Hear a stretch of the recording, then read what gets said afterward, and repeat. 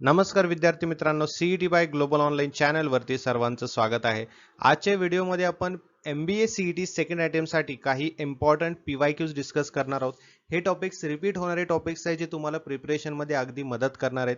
त्यामुळे सर्वांनी हा व्हिडिओ शेवटपर्यंत पाहायचा आहे. त्याआधी एक महत्त्वाची गोष्ट तुम्हाला सांगू इच्छितो. तुमच्या प्रिपरेशनला बूस्टअप करण्यासाठी तुमच्या सेकंड अटेम्प्टमध्ये जास्तीत जास्त मार्क्स मिळवून देण्यासाठी आपल्याकडे MBA सीईटीची रेकॉर्डेड बॅच अवेलेबल आहे. यामध्ये तुम्हाला तुमचा सिलेबस रेकॉर्डेड बॅचमधून कव्हर करता येईल. त्यासोबतच तुम्हाला स्टडी मटेरियल मिळणार आहे, जसे की topic wise MCQ, notes, mock test, MCQ series, PDF या सर्व गोष्टी तुम्हाला मिळणार आहेत. तर या नंबरवरती व्हॉट्सअप मेसेज किंवा व्हॉट्सअप कॉल करून तुम्ही बॅच जॉईन करू शकता किंवा ग्लोबल ऑनलाईनचं ॲप्लिकेशन डाउनलोड करून ॲप्लिकेशनच्या थ्रू सुद्धा तुम्ही ही बॅच जॉईन करू शकता. बघा, प्ले स्टोअर वरती जायचंय, ग्लोबल ऑनलाईन सर्च करायचं आहे, असं ऍप्लिकेशन तुम्हाला दिसेल. इन्स्टॉल करायचंय, ओपन करायचंय ऍप्लिकेशन. ऍप्लिकेशन ओपन केल्यानंतर तुम्हाला या प्रकारचा डॅशबोर्ड दिसेल. डॅशबोर्ड मध्ये बघा, एकदम खाली या ठिकाणी स्टोअर सेक्शन आहे. स्टोअर सेक्शनवर क्लिक करायचंय. या डॅशबोर्ड मध्ये तुम्हाला सर्च बॉक्स दिसेल. सर्च बॉक्स मध्ये तुम्हाला सर्च करायचंय MBA CET. हा कोर्स तुम्हाला दिसेल. त्या कोर्सवरती क्लिक केल्यानंतर तुम्हाला खाली ऑप्शन दिसेल की जॉईन द कोर्स. जॉईन करायचंय आणि प्रिपरेशनला स्टार्ट करायचंय. एकदा का तुम्ही जॉईन केलात, मग तुम्हाला कंटेंट फोल्डर तिथे समोरच दिसेल. त्या कंटेंट फोल्डरमध्ये सर्व मटेरियल जे आहेत तुम्हाला तिथे दिसतील आणि आपले जे लाईव्ह सेशन्स आहेत ज्यामध्ये तुमचं पूर्ण तयारी केली जाणार आहे, ते लाईव्ह सेशन सुद्धा ऍपमध्ये तुम्हाला दिसून येतील. The post office is the east of the school while my house is the south of the school. The market is to the north of the post office. If the distance of the market from the post office is equal to the distance of my house from the school, in which direction is the market with respect to my school? बघा, तसं वाचायला तर सोपं वाटत नाहीये, अवघड वाटत आहे, बट ऍक्च्युअल मध्ये खूप सोपं क्वेश्चन आहे हा. सो डायरेक्शन वाईज जर बघितलं तर आपण एक काम करूया. ठीक आहे, डायरेक्शन वाईज बघूया आपण. The post office is the east of the school. आपण स्कूल जो आहे, एस म्हणजे स्कूल, स्कूलच्या ईस्टला काय आहे? Post office. Right, post office आहे. पुढे बघा, post office is to the east of the school while my house is the south of the school. आता स्कूलच्या साऊथ साईडला हाऊस आहे, घर आहे. ठीक आहे, हे झालं. पुढे, the market is to the north of the post office. आता पोस्ट ऑफिस इथे आहे, पोस्ट ऑफिसच्या नॉर्थ साईडला मार्केट आहे. ठीक आहे, असं डायरेक्शन वाईज बघतो आहे आपण. बघूया, मार्केट आहे.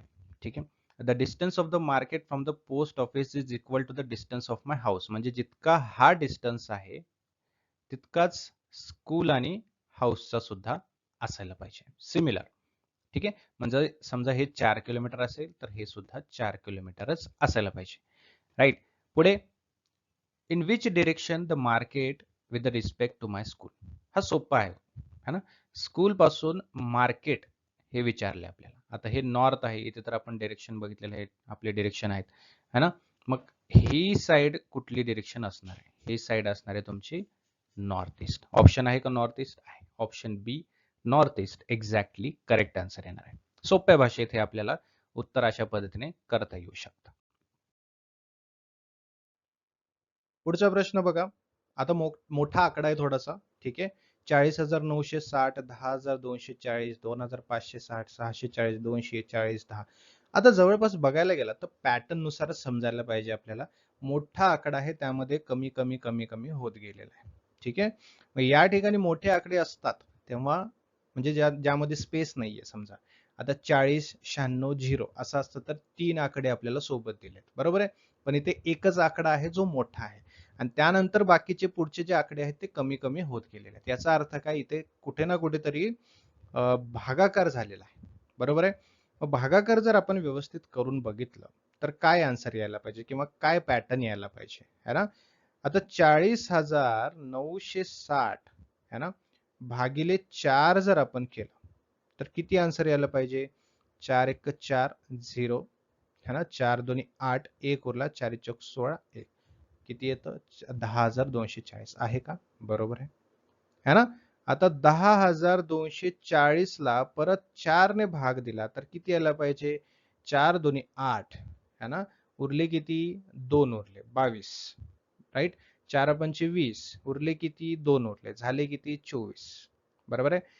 4 सक्कम 24, आणि 0 2560 आहे का 2560? बरोबर आहे. बरोबर आहे ना? मग यानुसार आपण जर तसंच भागिले 4 असं केलं है ना, म्हणजे 2560 भागिले 4 तर आपण केलं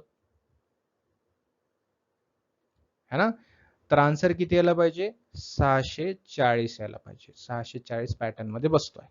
परत 640 भागिले 4 जर आपण केलं है ना, तर आन्सर काय यायला पाहिजे? आन्सर यायला काय पाहिजे बघा, एकदा करून बघूया आपण है ना. 4 एक्क 4 उरली किती 2, 4 सक्क 24 है ना, आणि झालं 0. 160 यायला पाहिजे. आलंय काय? 200. मग यामध्ये दोषी आकडा कुठला आहे? दोषी आकडा 200 आहे. ते क्वेश्चन मार्क आहे का? नाही. क्वेश्चन मार्क असतं तर मिसिंग नंबर काढला असता. इथे दोषी संख्या आहे. दोषी संख्या आपलं 200 आहे. 200 आहे का ऑप्शन मध्ये? आहे. ऑप्शन बी. ठीक आहे, समजलं?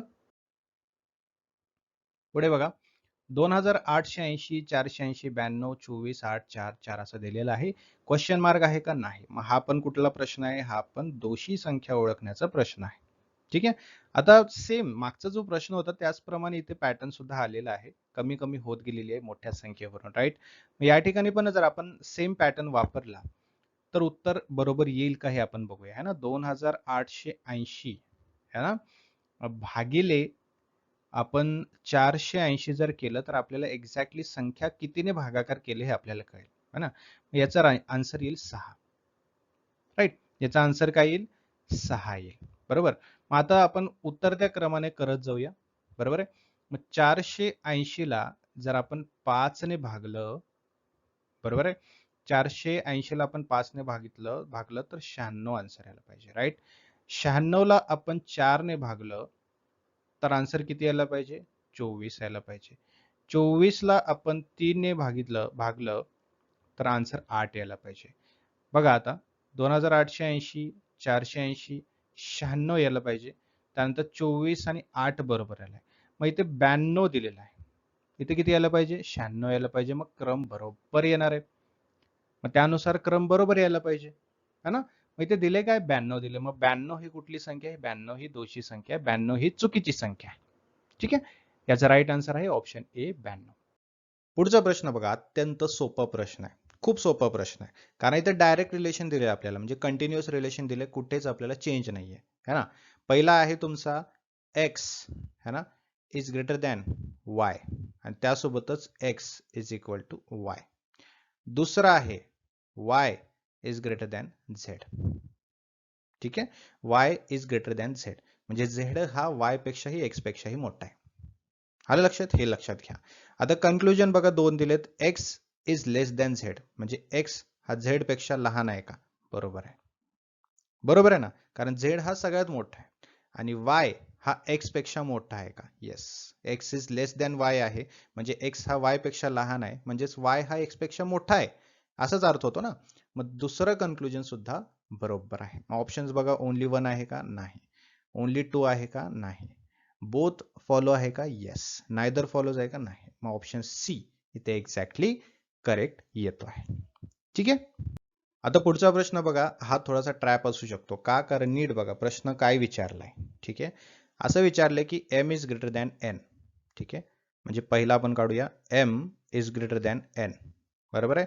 दुसरा आहे n is greater than o. ठीक आहे. तिसरा आहे o है ना इज ग्रेटर दॅन p किंवा o is equal to p, right.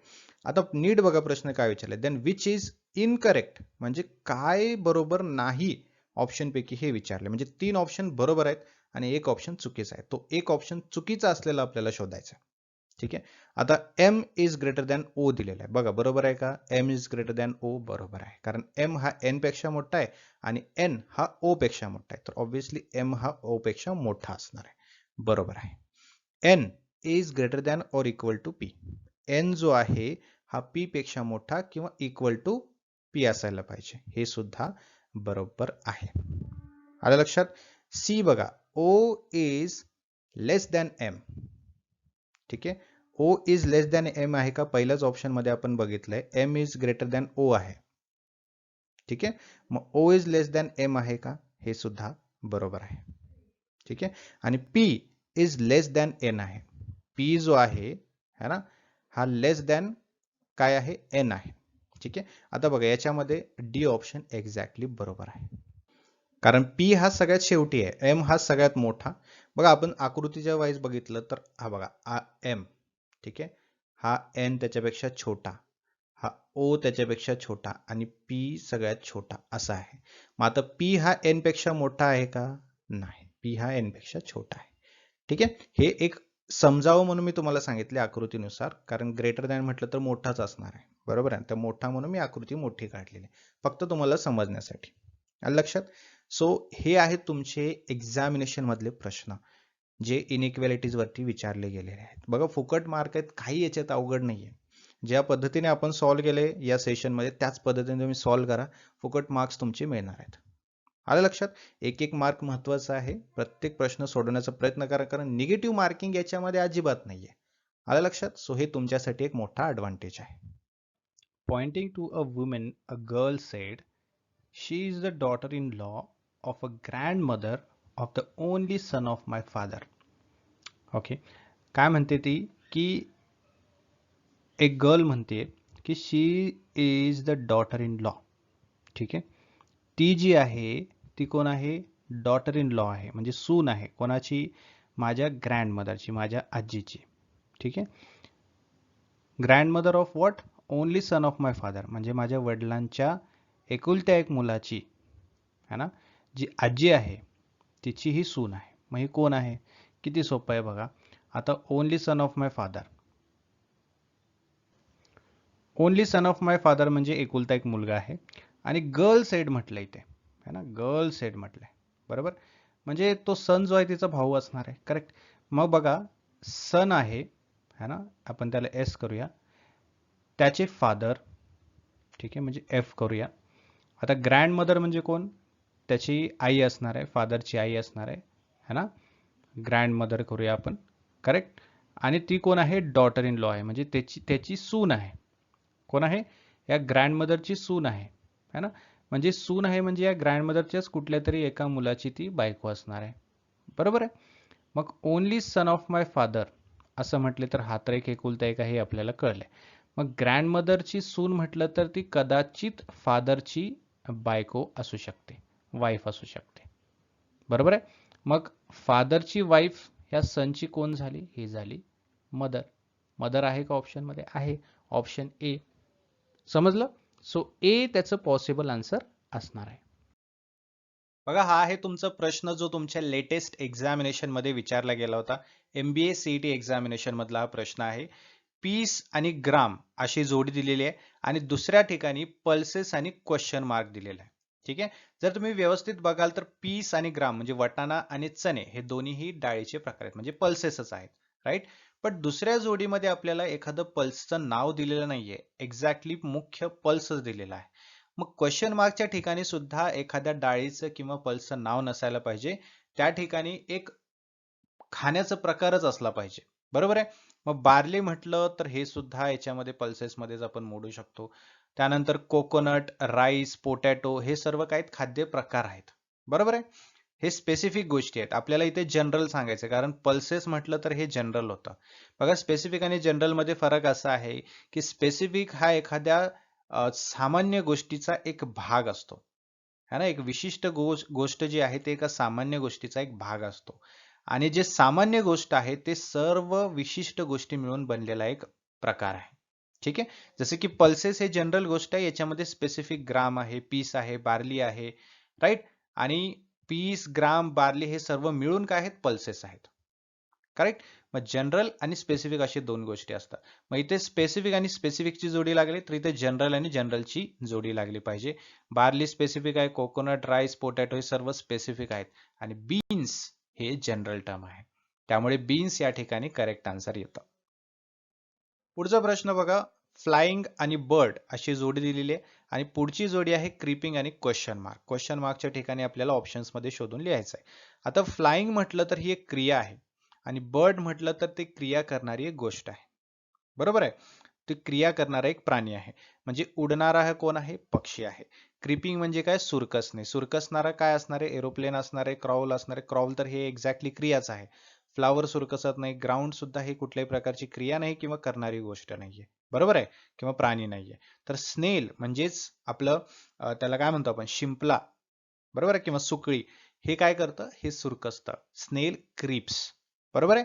त्यामुळे स्नेल या ठिकाणी राईट आन्सर येणार आहे. पुढचा प्रश्न बघा, अल्फाबेटिकल प्रश्न आहे, त्यामुळे हे तुमच्याकडे असणं गरजेचंच आहे. हे म्हणजे काय, ए टू झेड पर्यंत अल्फाबेट आणि त्याच्या खाली त्यांचे नंबर्स असणं अत्यंत गरजेचं आहे. तेव्हाच आपल्याला सोप्या पद्धतीने करता येऊ शकतं. ठीक आहे, आता ही जोडी व्यवस्थित आपण बघून घेऊया, है ना. A U C sorry A O C U F Z आणि जेचं जे आलेलं आहे. मग इथे ए आहे एक नंबर. ठीक आहे, त्याची जोडी कुठे लावलेली आहे, यू ओ सोबत. ओ म्हणजे कुठे, इथे. या दोघांच्या मध्ये 1 आणि 15च्या मध्ये फरक किती आहे, 14चा फरक आहे, right.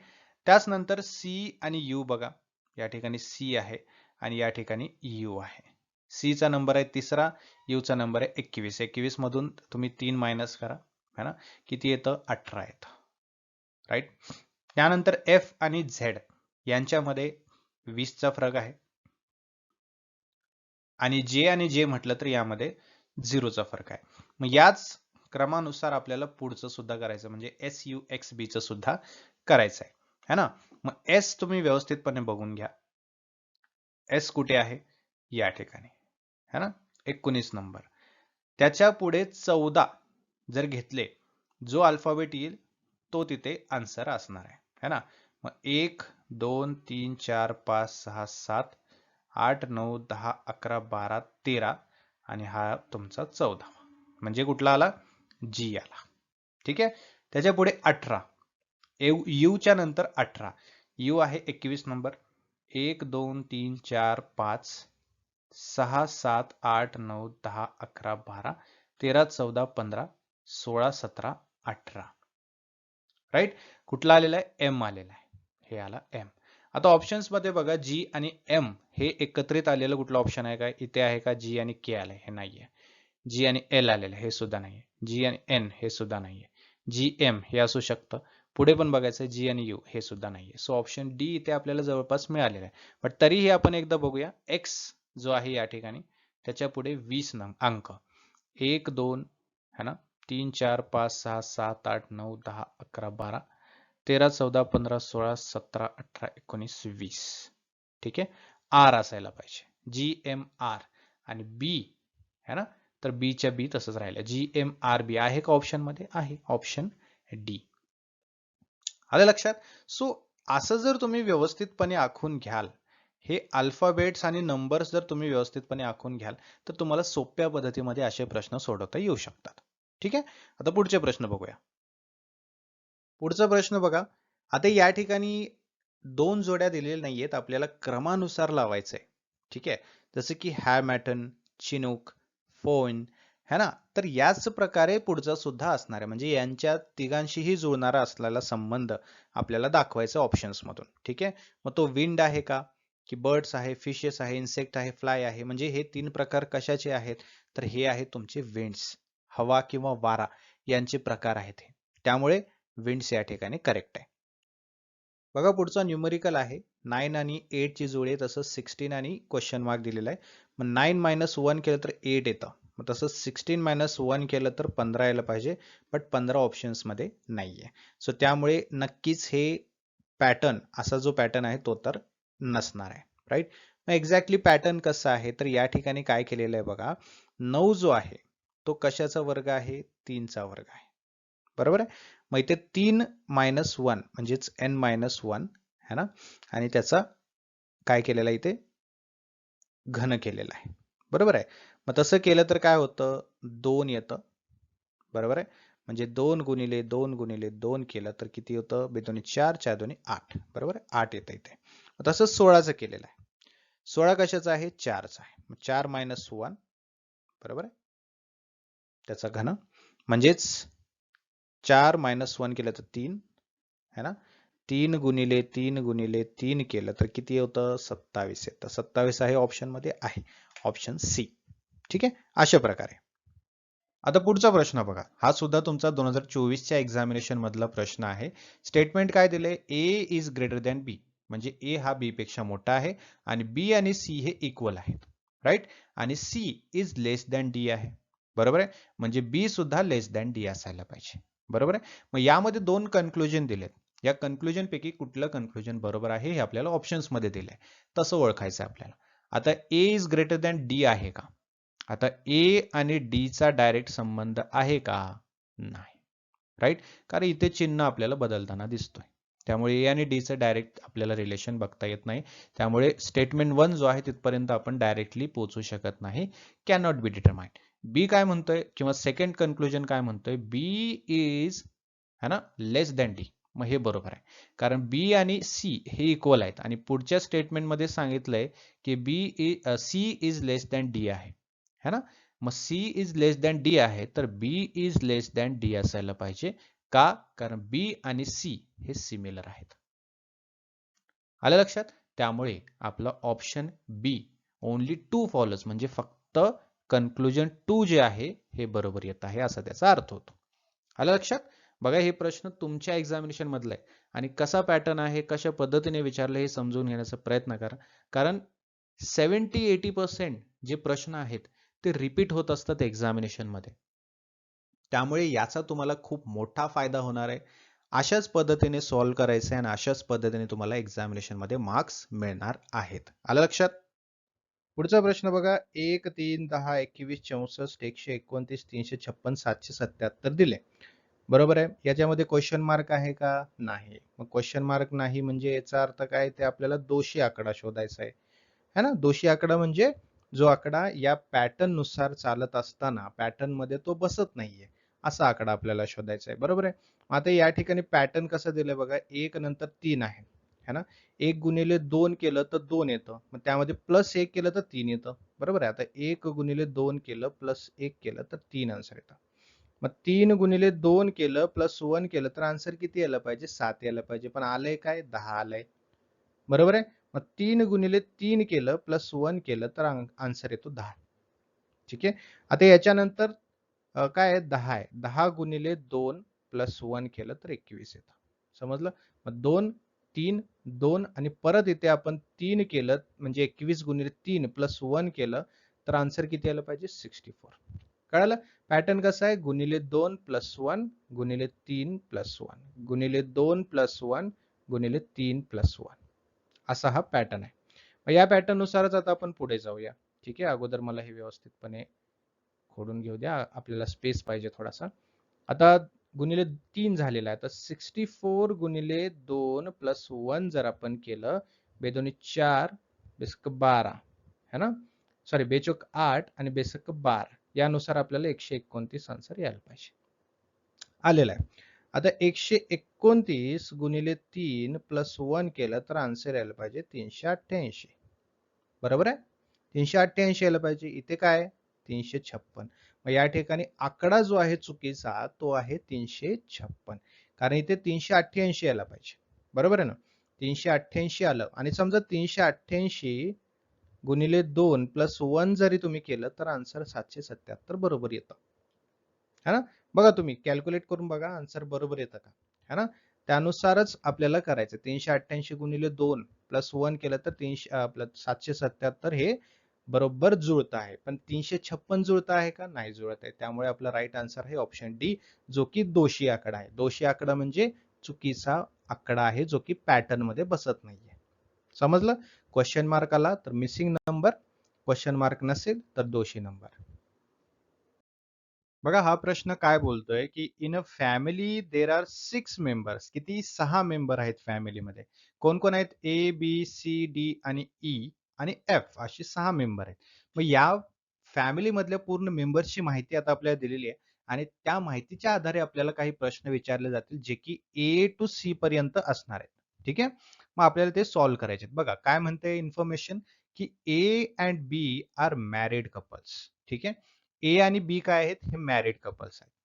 With A being the male member. ठीक आहे. आता ए आणि बी हे मॅरिड कपल आहेत. ए जो आहे तो आहे मेल, है ना. बी जो आहे ते फिमेल असणार आहे. करेक्ट.